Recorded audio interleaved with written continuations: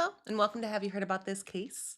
My name is Sam, and today we're going to stay in Chicago and we're going to discuss a case that I remember unfolding in the news.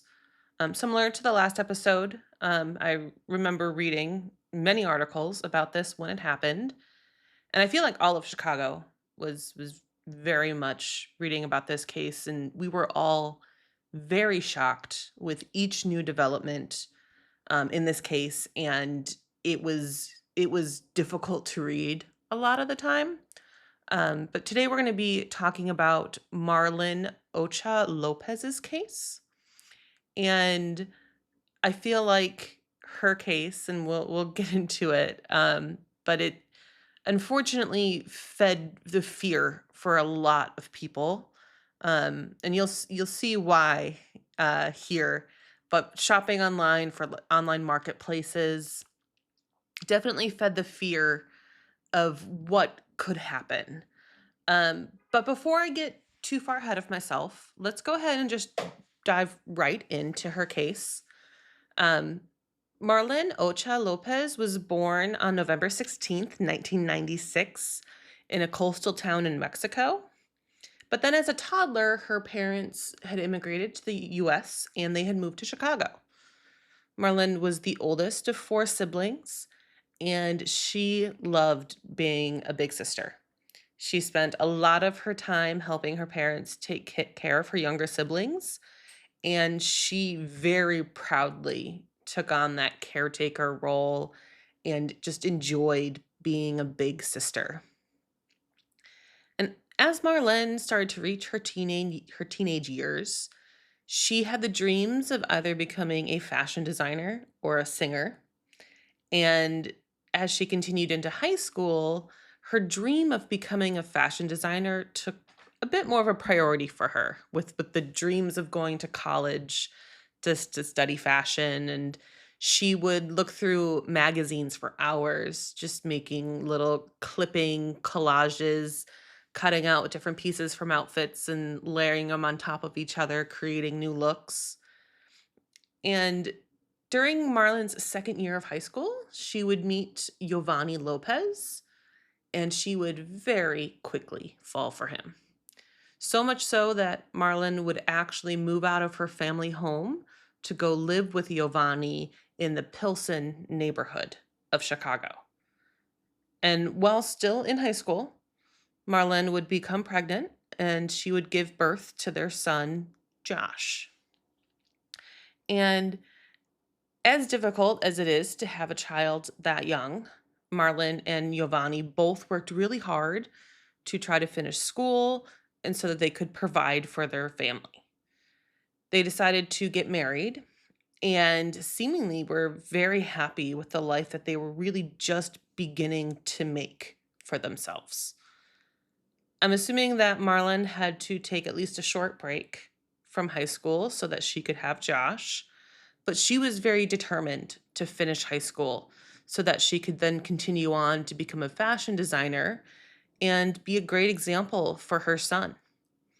And when Marlene was 19 years old, she would become pregnant with her and Giovanni's second child.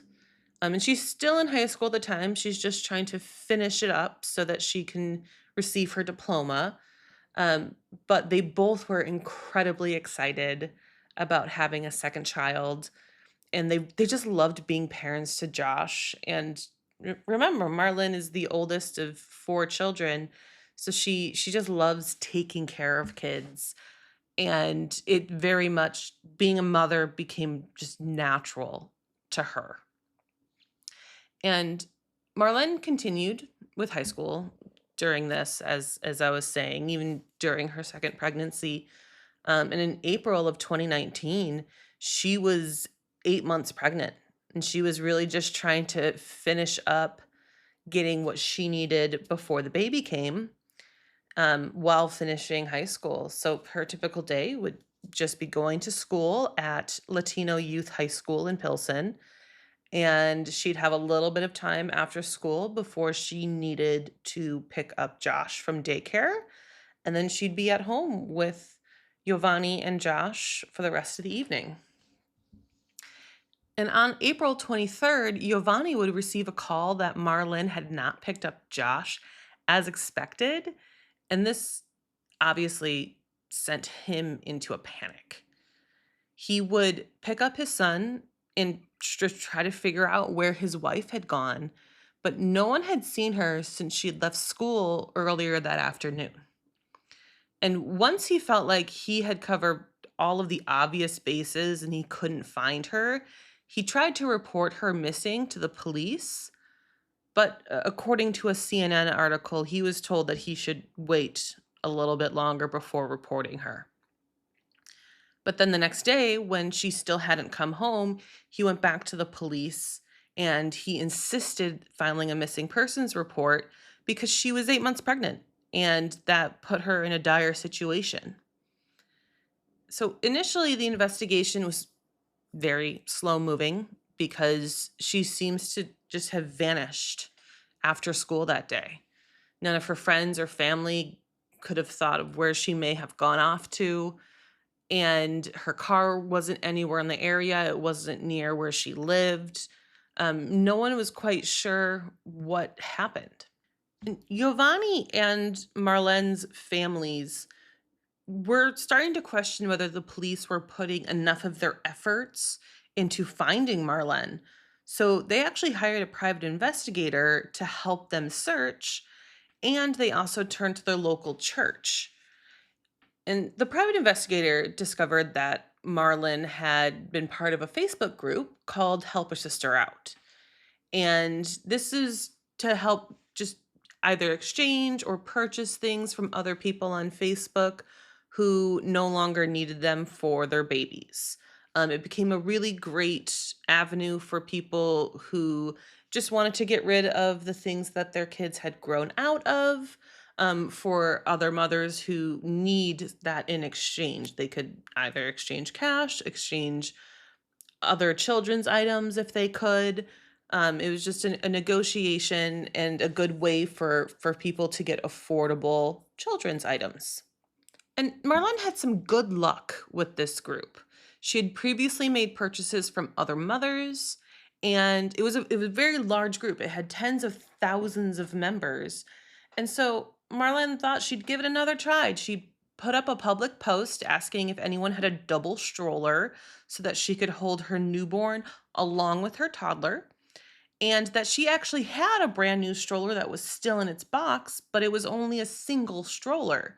So she was hoping that somebody might be willing to do a trade between the two.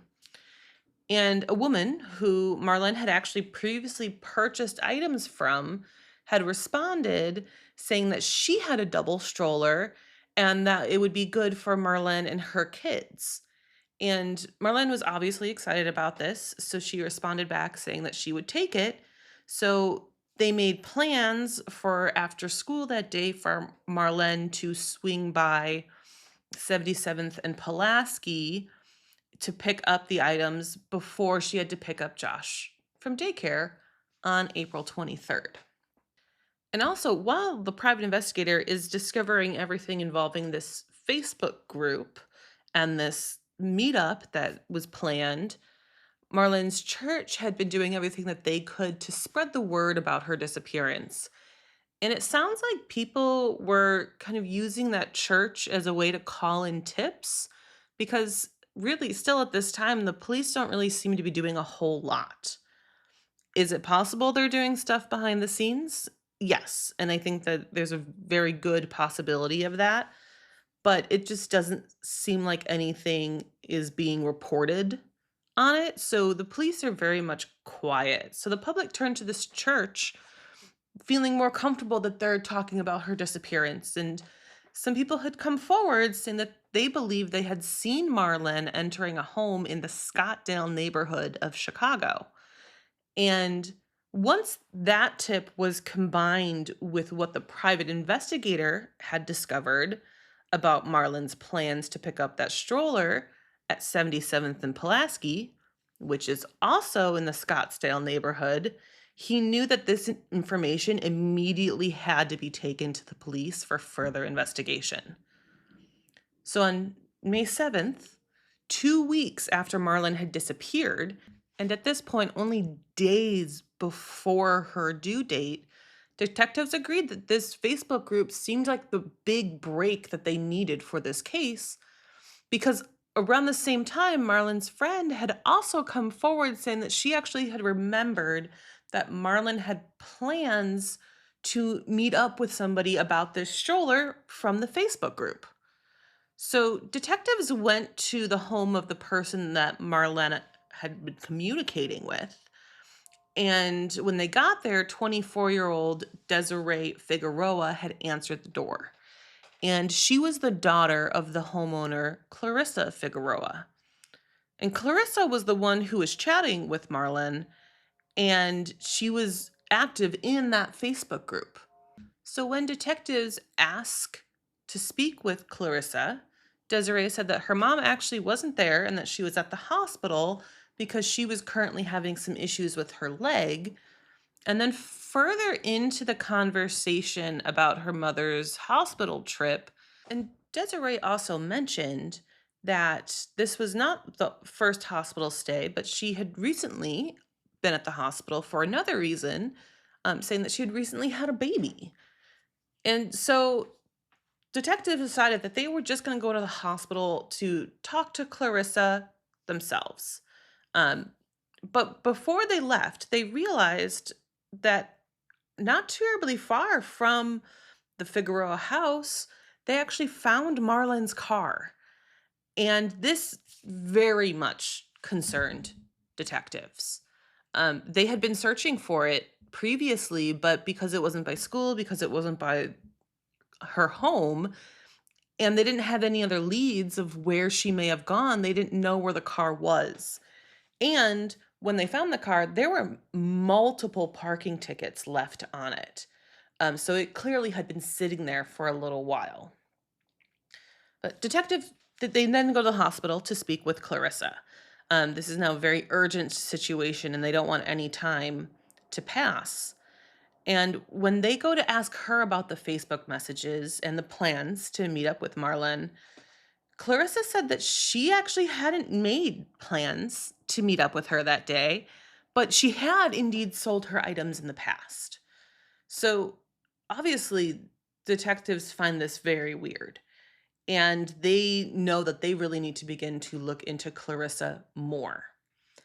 And they heard from multiple neighbors that Clarissa had recently given birth in the home, and it was quite sudden. And neighbors had said that they had seen her on the front porch holding a baby while waiting for an ambulance to show up.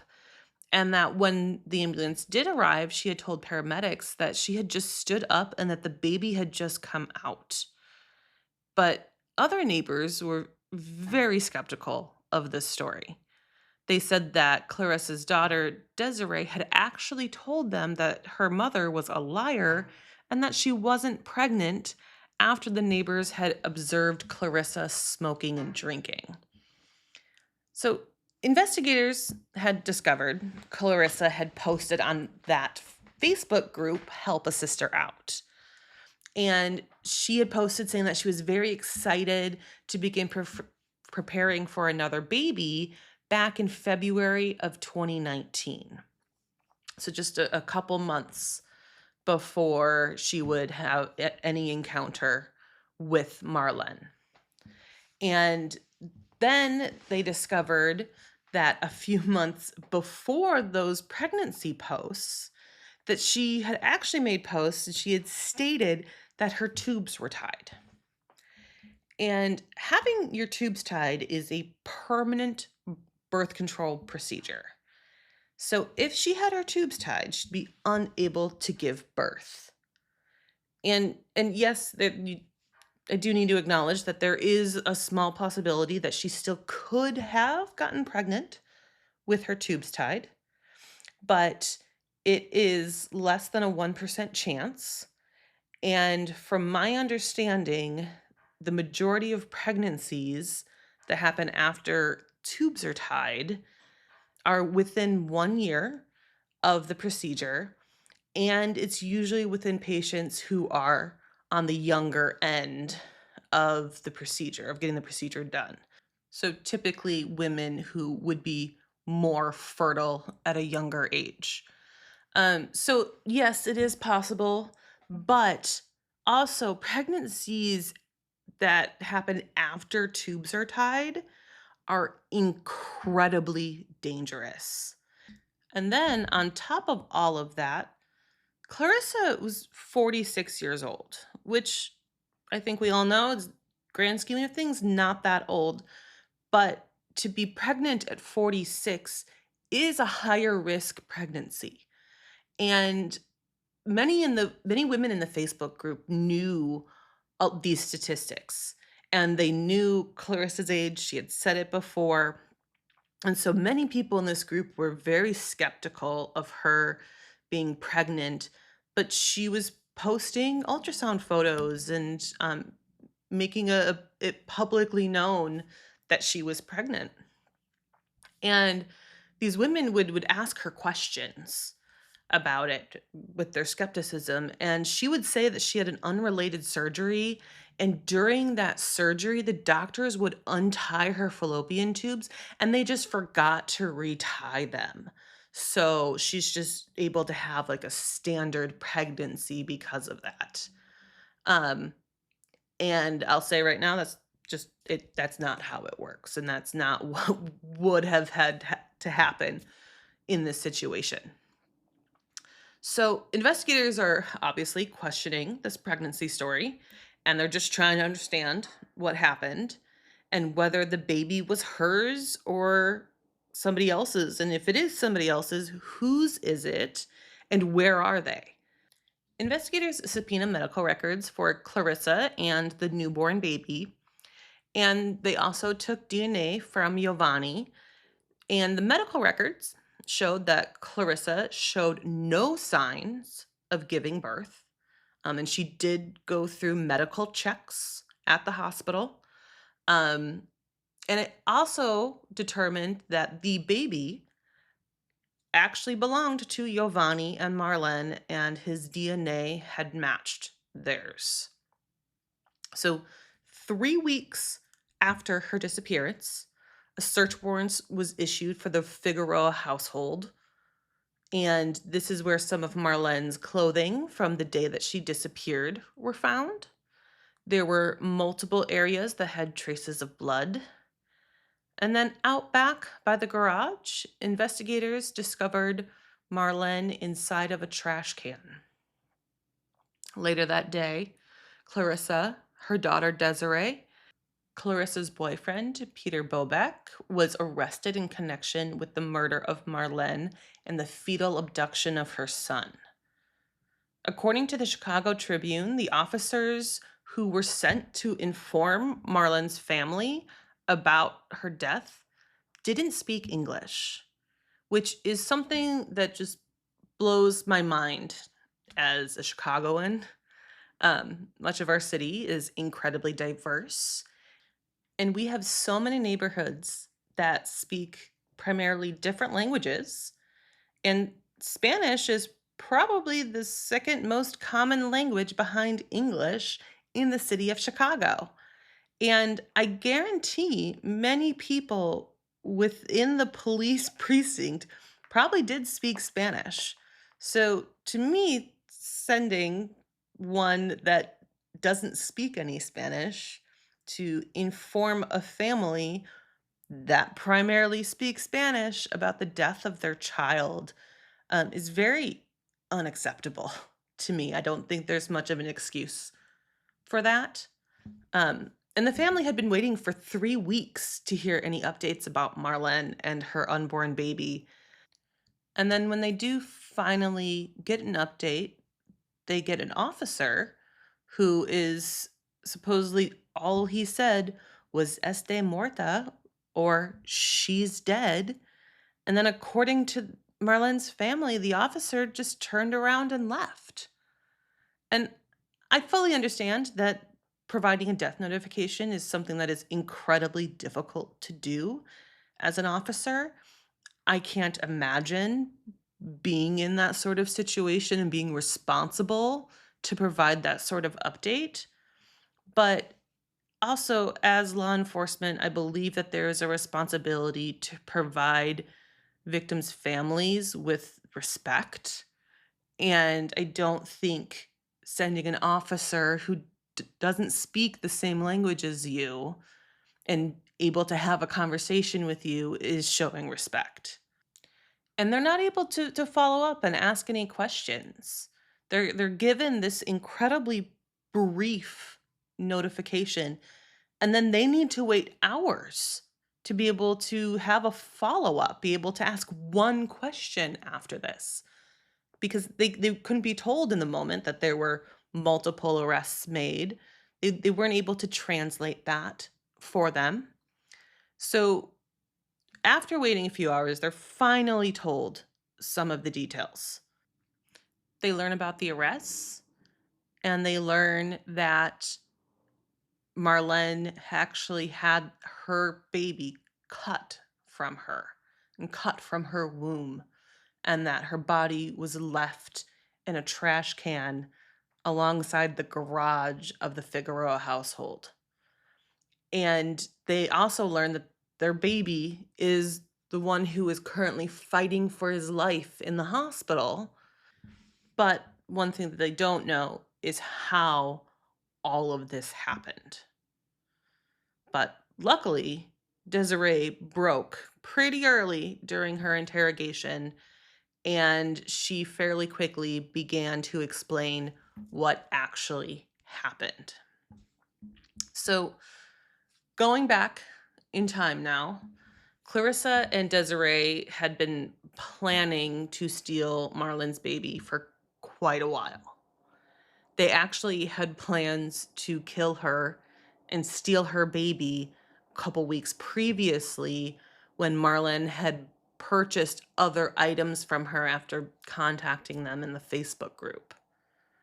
Clarissa had orchestrated this whole plan months ahead of time with those pregnancy posts and putting out the images of the ultrasound, which, from my understanding, in a reverse image search, are some of the top results for ultrasounds that she just pulled from the internet and posted online and put her own name on.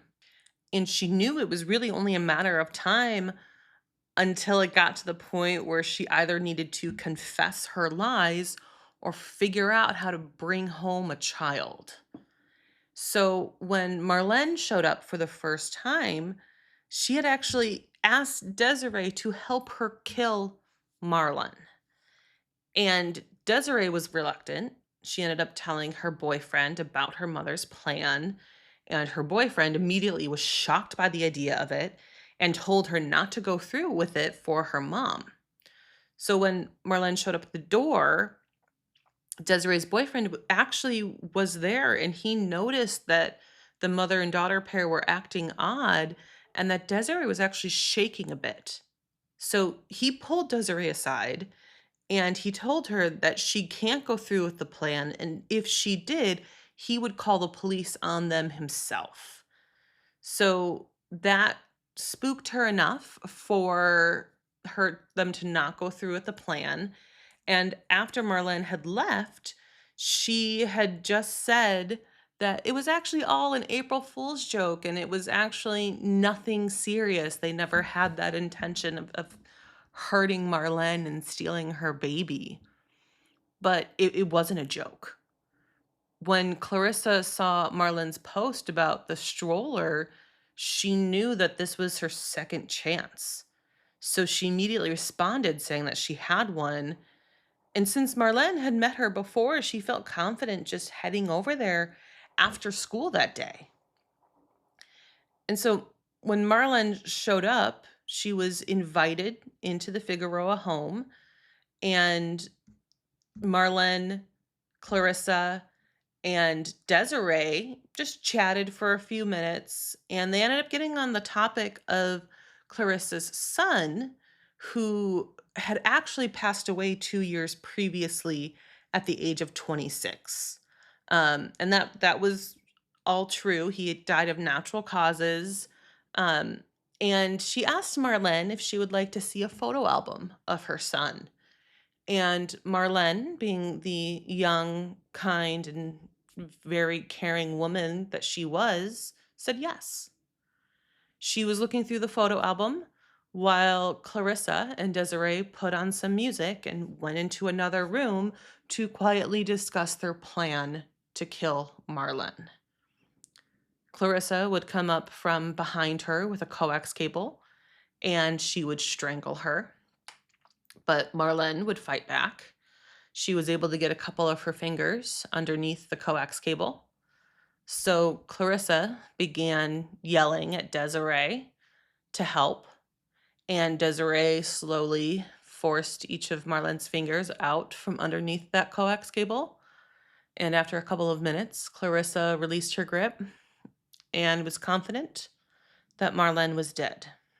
And it was at that point that she would grab a butcher knife to steal Marlen's baby.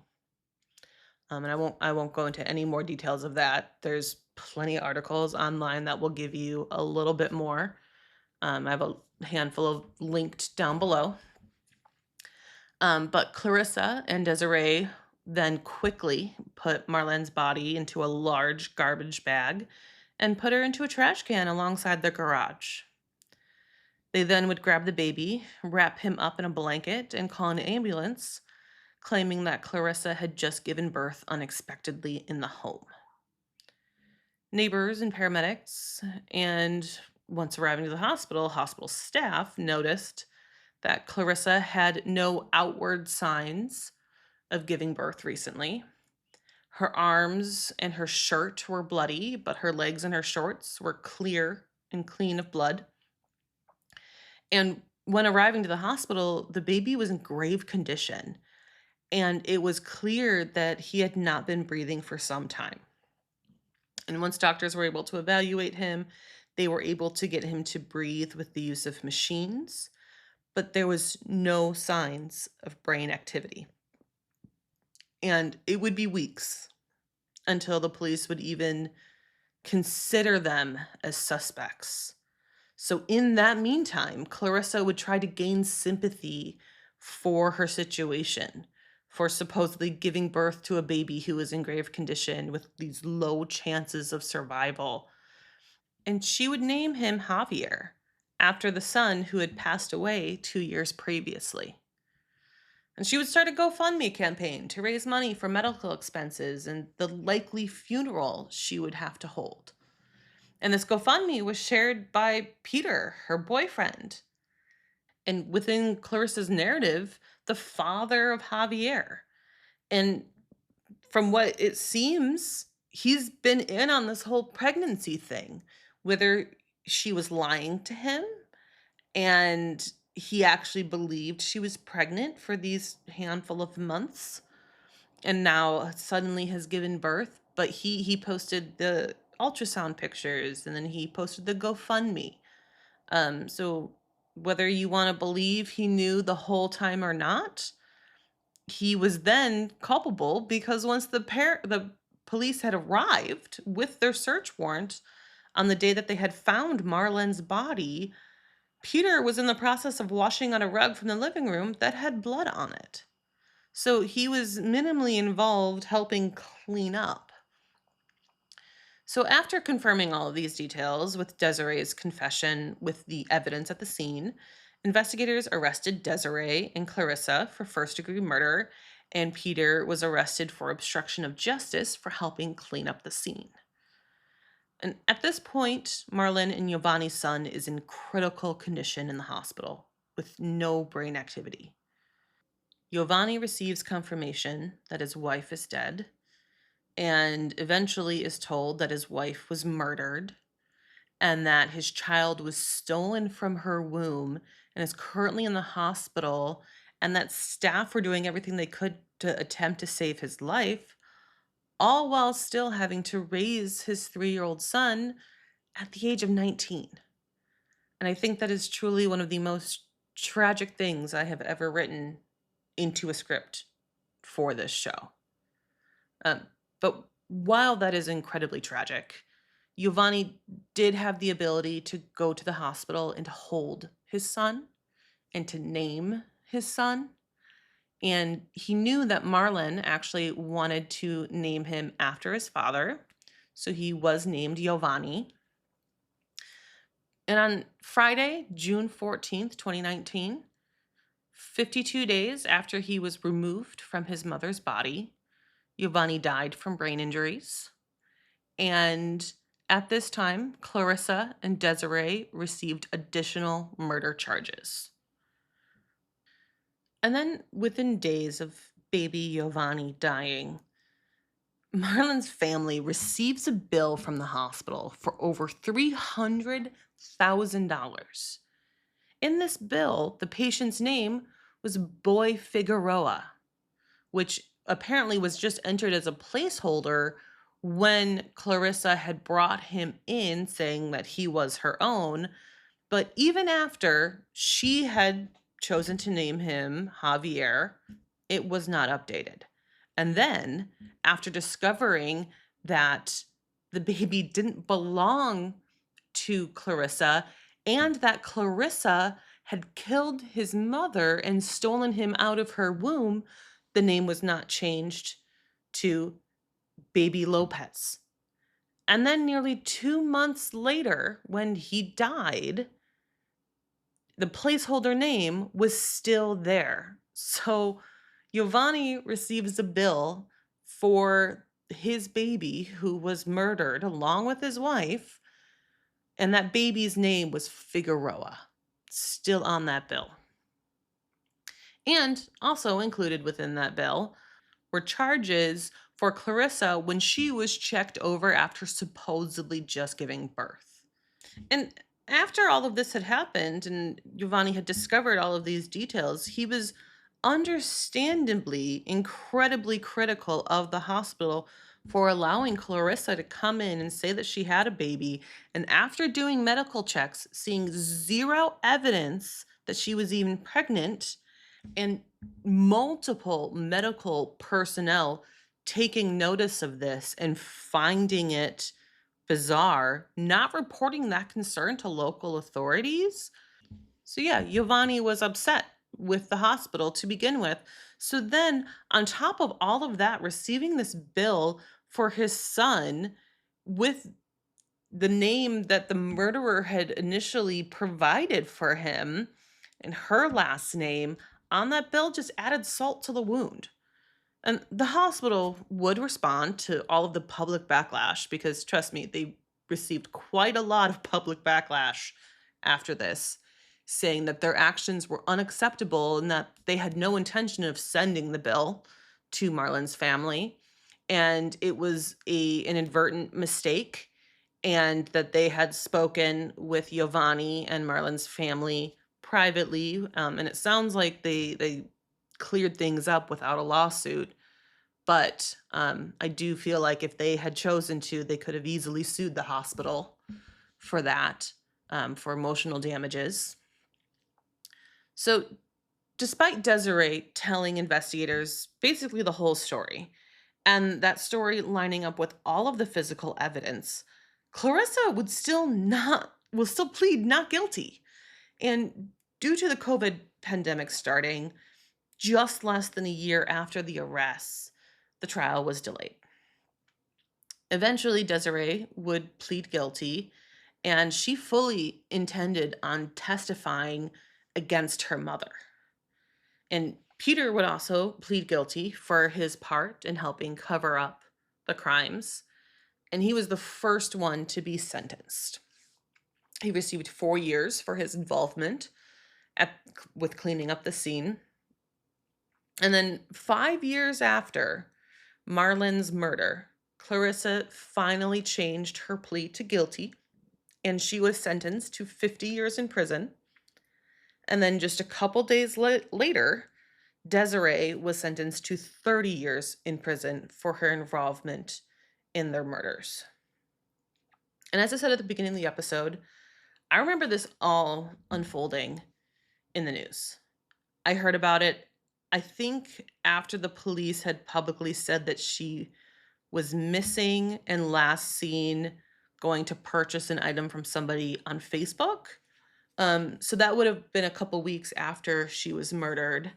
But then it was really just a matter of days before the arrests and the public announcement that the DNA confirms that the baby was Marlen and Yovani's. Um, and it all felt like it happened so fast, and everything was shocking that came out. Each layer that we learned was shocking. And then it felt like we didn't hear much for a while. It seemed like it was almost possible that baby Giovanni would make a recovery since there wasn't any big news. And then it all came flooding back to the headlines after baby Giovanni had died from his injuries.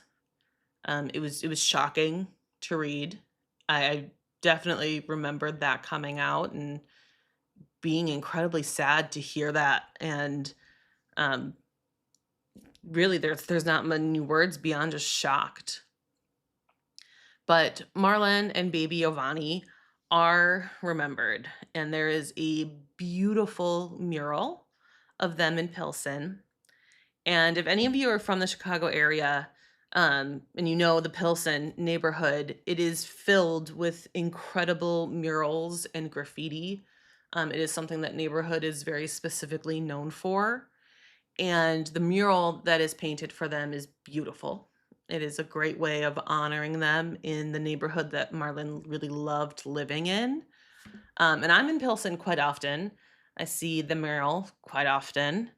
And even though I never knew Marlen, I've followed the story closely, and every single time I go by it, I do think about them. I hope that they're able to move on. I hope that Giovanni and Josh are doing well and that they're able to find some happiness. Um, and I strongly recommend, if you guys are in Chicago, go check out Pilsen, check out the murals. It's a truly beautiful neighborhood.